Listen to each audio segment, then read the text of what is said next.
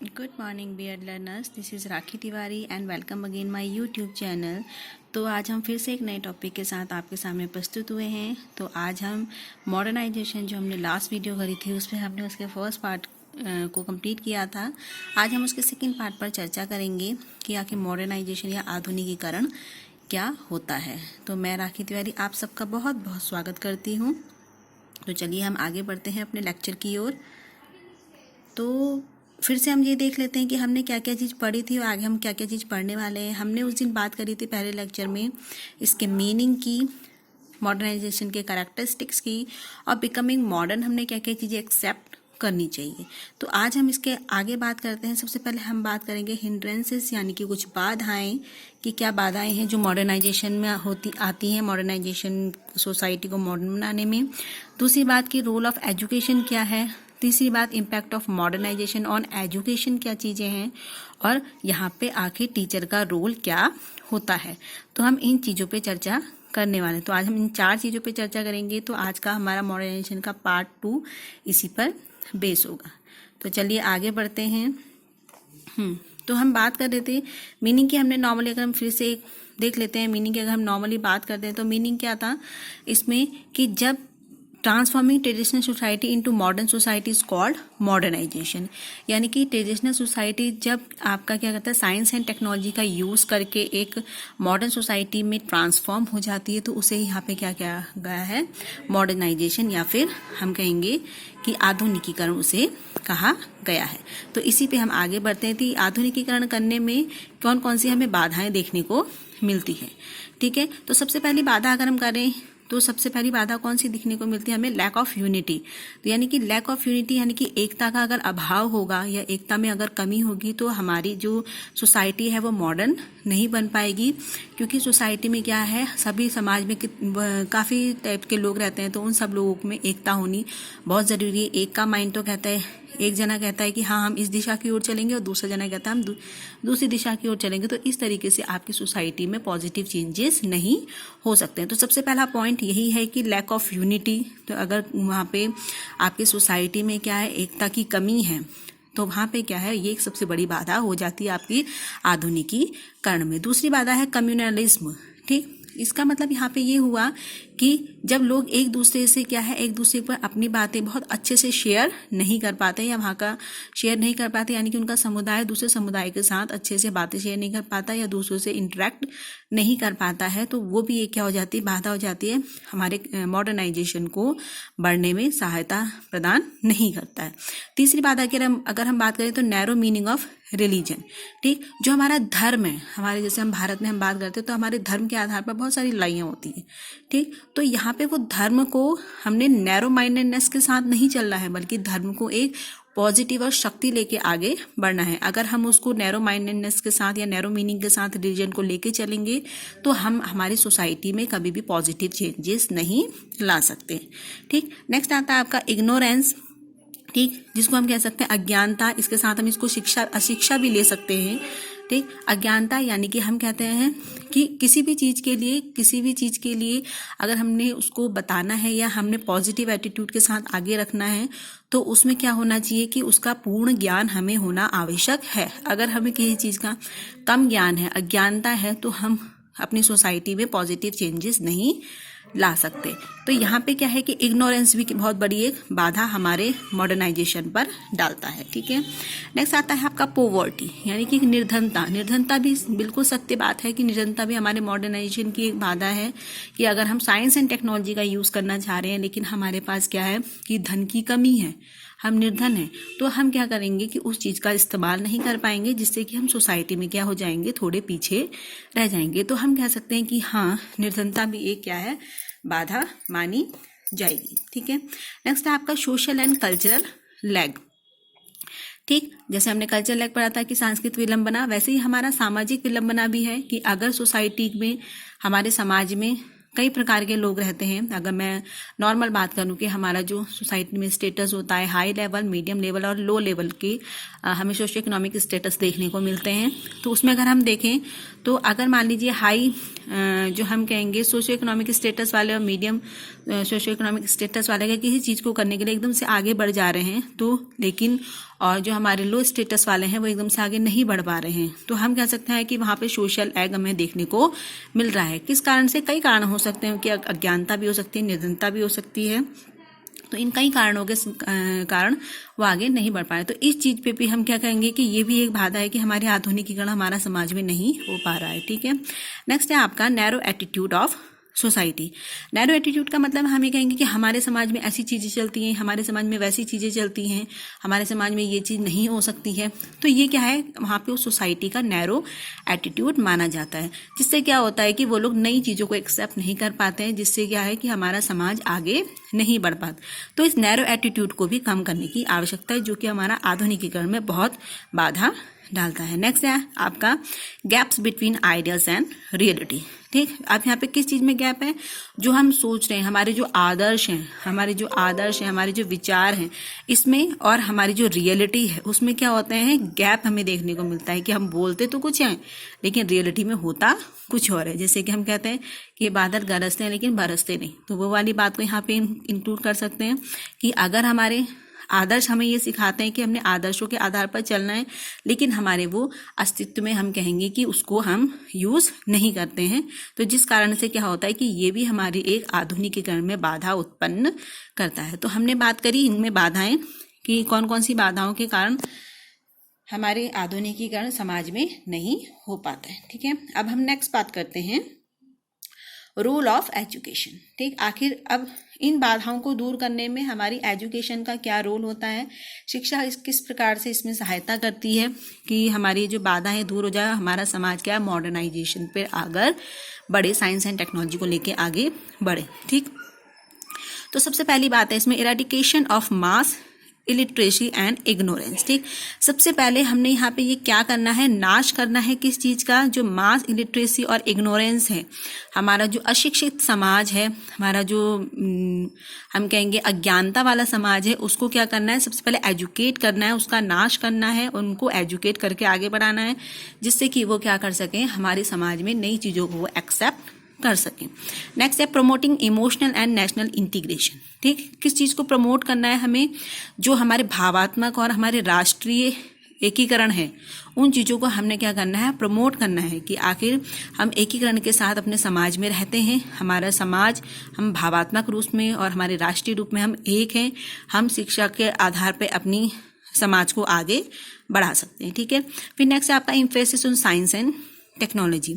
Education का यहाँ पे ये रोल है कि वो साइंस एंड टेक्नोलॉजी में क्या करे, दबाव डाले, इम्फेसिस करे, जिससे क्या होगा कि समाज नई चीज़ों को एक्सेप्ट कर पाए और समाज में क्या है बहुत पॉजिटिव चेंजेस आ पाए। फिर नेक्स्ट आता है आपका need for socio political awaking.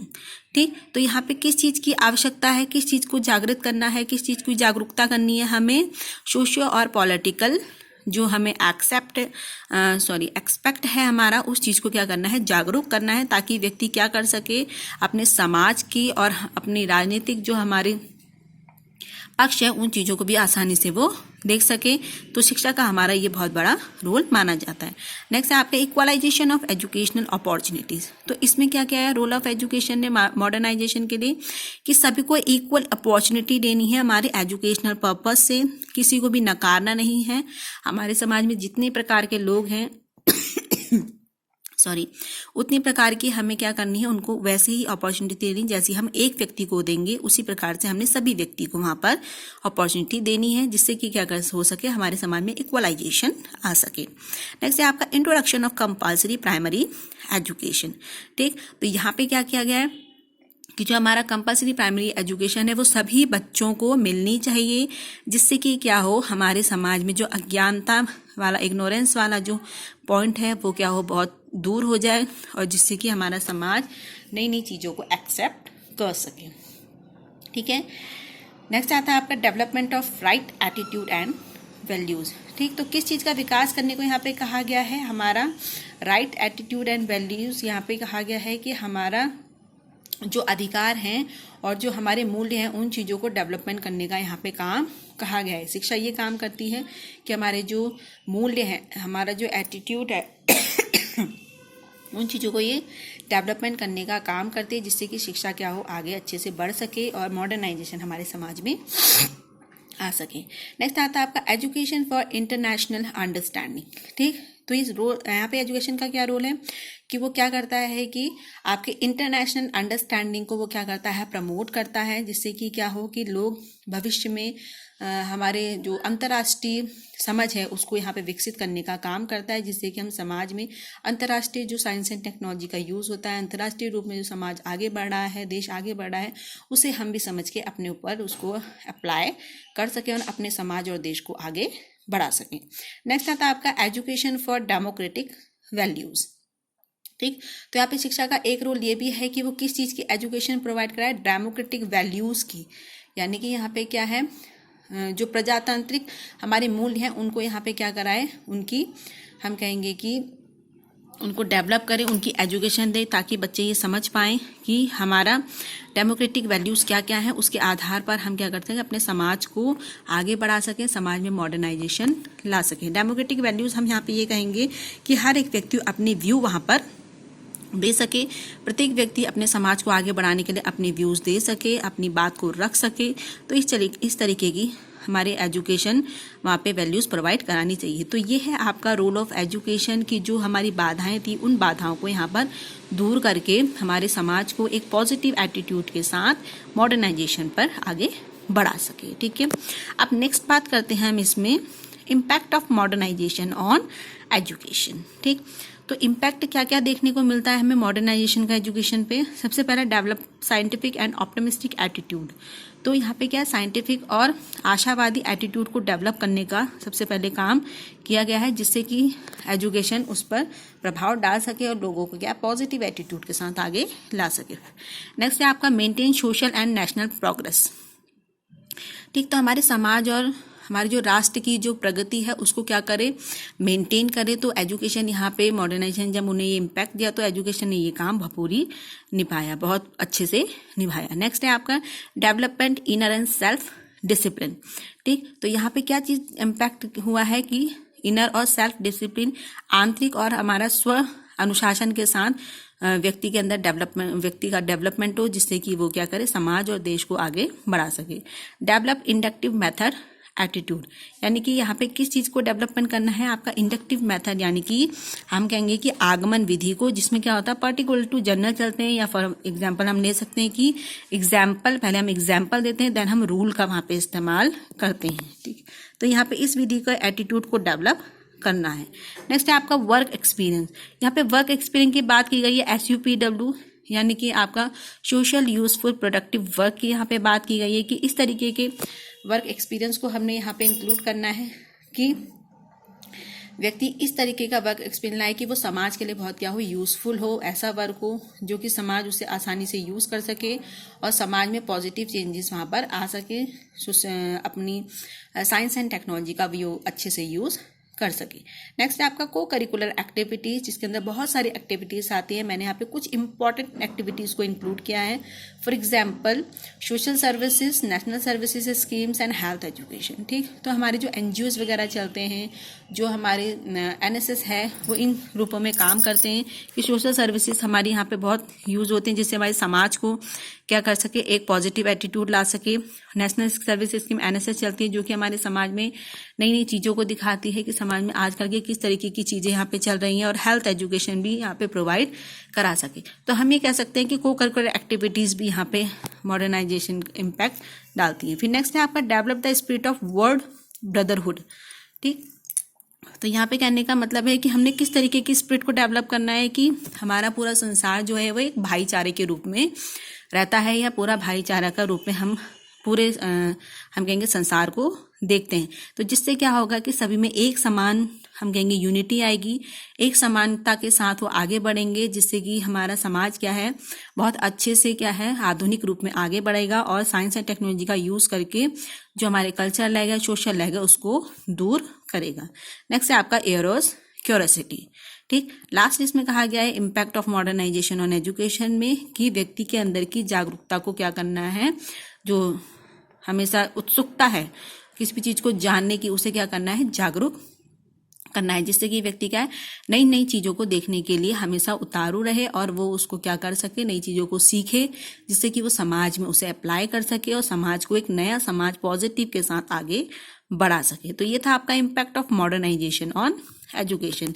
अब लास्ट बात आती है आपके रोल ऑफ द टीचर। यहाँ पे जो मॉडर्नाइजेशन में है कि समाज में हम आधुनिकीकरण किस तरीके से लाएं, साइंस एंड टेक्नोलॉजी में कैसे हम सोसाइटी में रोल निभाएंगे, तो इसमें आपके टीचर का क्या क्या रोल होता है हम ये देखते हैं। ठीक है, तो सबसे पहले टीचर का यहाँ पे रोल है कि फेथ इन मॉडर्निटी। ठीक, सबसे पहले टीचर को मॉडर्निटी में क्या होना चाहिए, फेथ होना चाहिए कि आखिर आधुनिकीकरण क्या पॉजिटिव एटीट्यूड के साथ आगे आएगा, इस पर फेथ होना जरूरी है, तभी टीचर क्या कर पाएगा, उसको अप्लाई कर पाएगा। ठीक है, नेक्स्ट आता है फेथ इन चेंज। टीचर का यहाँ पे रोल है कि वो हम किस चीज़ पे फेथ करें कि जो डेवलपमेंट हो रहा है, जो परिवर्तन हो रहा है, उस चीज़ पे वो क्या करे, फेथ करे कि ये परिवर्तन क्या है पॉजिटिव के साथ आगे बढ़ेगा और ये समाज में एक अच्छा परिवर्तन लाएगा, जिससे समाज क्या है आगे बढ़ के एक नए समाज के रूप में उभर के आगे आएगा और समाज हमारे देश को भी आगे बढ़ाएगा। नेक्स्ट है डायनामिक एंड अलाइव। यहाँ पे रोल ऑफ टीचर क्या है कि उसे कैसा होना चाहिए, गतिशील होना चाहिए।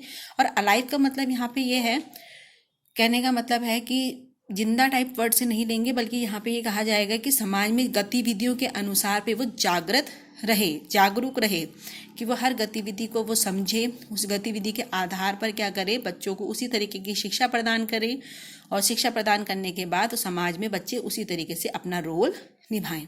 ठीक, नेक्स्ट है आपका टेक्निकली स्किलफुल। यानी कि टीचर को कैसा होना चाहिए, टेक्निकली स्किलफुल होना चाहिए, perfect in every particular areas. हम ये कहेंगे कि अगर हम कोई भी स्किल टीचर को सिखा रहे हैं तो वो हर एक उसमें क्या हो, स्किलफुल वहाँ पर हो, टेक्निकली स्किलफुल भी हो, वो यूज़ करना जानता हो, हर चीज़ को साइंस एंड टेक्नोलॉजी को उसको एक्सप्रेस करना जानता हो, एक्सपेरिमेंट करना जानता हो, हर चीज़ में क्या हो, वो स्किलफुल होना चाहिए। ठीक, नेक्स्ट है आपका use scientific method of teaching.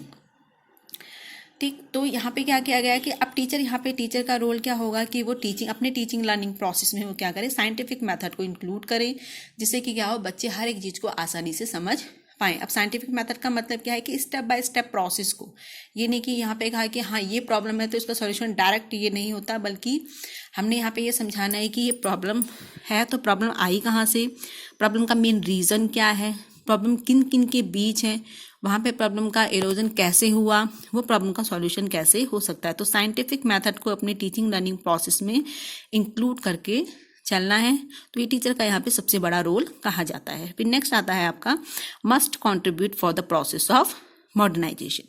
ठीक, तो यहाँ पे जो मॉडर्नाइजेशन की जितनी भी प्रोसेस होगी, जो ट्रेडिशनल से हम मॉडर्न सोसाइटी की ओर बढ़ रहे हैं, इस पूरे उसमें प्रोसेस में टीचर का इम्पोर्टेंट कंट्रीब्यूट होना चाहिए। तो रोल यहाँ पे टीचर का ये है कि उसे मॉडर्निटी में फेथ होना चाहिए, चेंज में फेथ होना चाहिए, वो डायनामिक और अलाइव होना चाहिए, टेक्निकली स्किलफुल होना चाहिए, साइंटिफिक मेथड को अपनी टीचिंग लर्निंग प्रोसेस में यूज़ करने वाला होना चाहिए, और साथ ही साथ वो कंट्रीब्यूट करे किसमें, प्रोसेस ऑफ मॉडर्नाइजेशन में। जो भी प्रोसेस होती है मॉडर्नाइजेशन के लिए, उस पर क्या होना चाहिए, उसको कंट्रीब्यूट किया जाना चाहिए।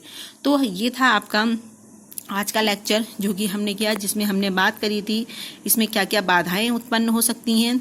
दूसरी बात हम ये कह सकते हैं कि क्या क्या एजुकेशन का वहाँ क्या रोल होगा, इम्पैक्ट क्या होगा मॉडर्नाइजेशन का एजुकेशन पे, और लास्ट हमने बात करी इसमें टीचर का रोल क्या क्या हो सकता है। तो आज हमने इतनी बात करी, तो हमारा जो मॉडर्नाइजेशन का पार्ट 2 था वो आज कंप्लीट होता है। आई होप आपको बहुत अच्छे से समझ में आएगा।